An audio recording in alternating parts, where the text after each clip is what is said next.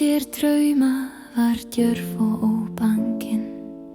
Hann var sjómaður og prýðisdrengur, já, duglegur og talingóður fengur.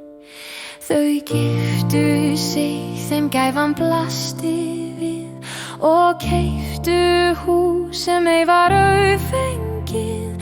Hún bjóð þeim fallegt heimili af ást, hann var stoðinn hennar sem í engu brást. Þau áttu börn og bú, hve mikið var gæfan sú. Heiminn þeirra og ástina orti hún. Hjarta mitt var heitt að þrá, himinninn blár af vonum, ástar þrá í augum lá. Eldur í faðmlögunum. Hver skyldi fá við þessu, hróplaði það við því, hleypt sem var heilagt og gott og lífið hafði leyft. Heimurinn hér svo óraðinn og hverfull sem hann gerir engan mannamun á mér og þér, og enginn veit hvernig lífið endar eða fer. Í hinsta sinn hann hvatti og fór á sjó, því vota gröfunum lífið bjó. Hann síðustu orð, hann síðasti koss, urðu henni sem dýrasta hnoss. Hann hvarf ungur frá börnum tveim, já, var burtu sviptur frá þeim. Brostnir voru framtíðar draumar og eftir sátu sálir svo óvissar og aumar. Já, við dýrnar í mig sorgin þar sem ástin sönn, og svo föss og vægin lífsins tönn.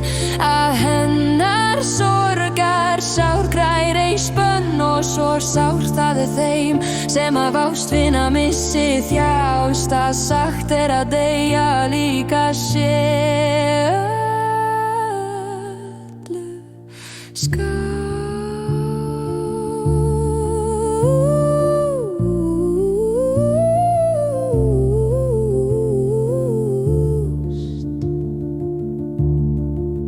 Þegar söngur þessi sunginn, horfinn allur sorgar drönginn, já.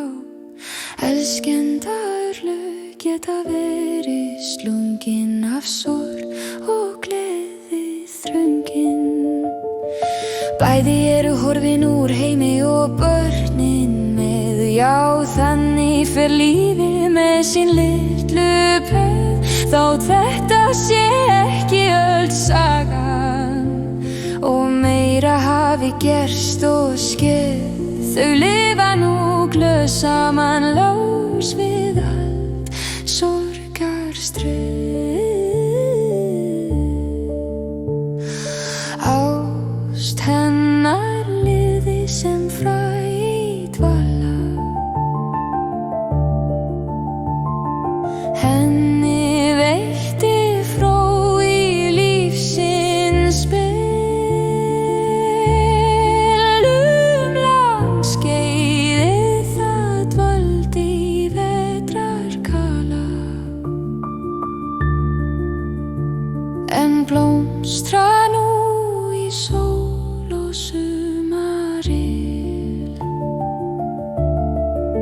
Svo einlægt ráði hjartað hennar heitt, bláan himinn að björtum vonum.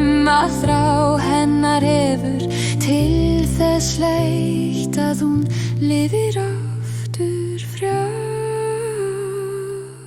með honum.